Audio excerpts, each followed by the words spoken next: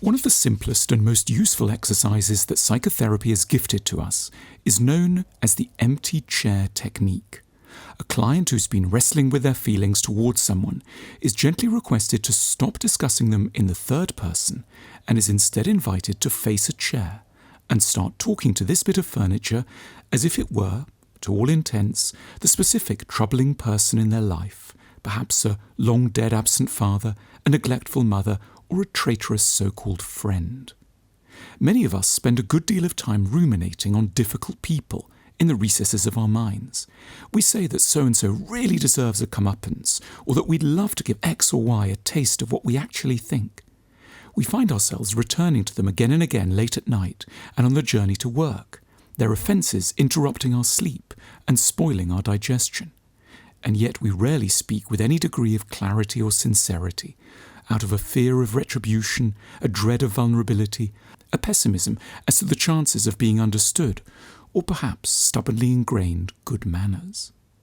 The feelings remain in us in a latent form, contributing to a layer of static frustration that damages our health and lends a compulsive quality to our moods. Now, under the aegis of a therapist, we can give form to our cloudy annoyance.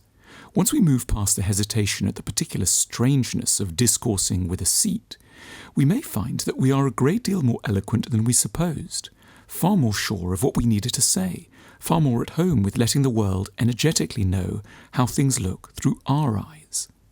Dad, why did you have children if you couldn't even be bothered to get to know them? Why did you think that your responsibility stopped at providing for them materially? Chris, why do you pretend that you don't want to be intrusive when in fact you just never take an interest in me, despite the hours that I've listened to your troubles? All this might not seem so different from previous remarks like, I'm pretty angry with X or Y, but the impact of a concrete articulation and a public audition is of a different order. Anger is a poison, and to speak it is to drain it of its malevolent force.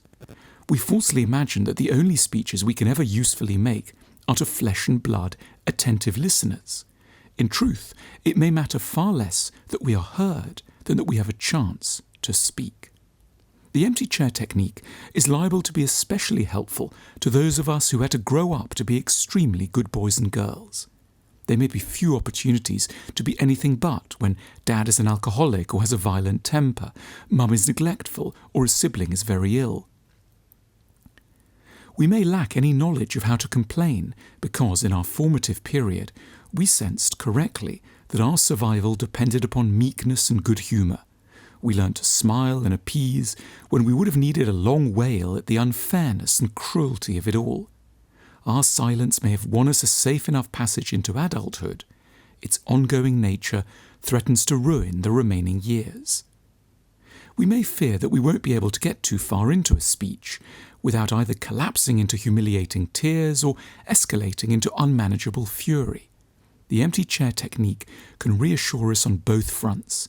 There can be ways of speaking without shouting, of saying no without being alarming, of standing up for ourselves without coming across as entitled or unworthy. We can assert our needs without bringing about the catastrophe we fear. And we can start right now, without even waiting for a psychotherapist, by looking across the room to the nearest available chair and asking, who should be sitting there? And what have I needed to tell them for the longest time?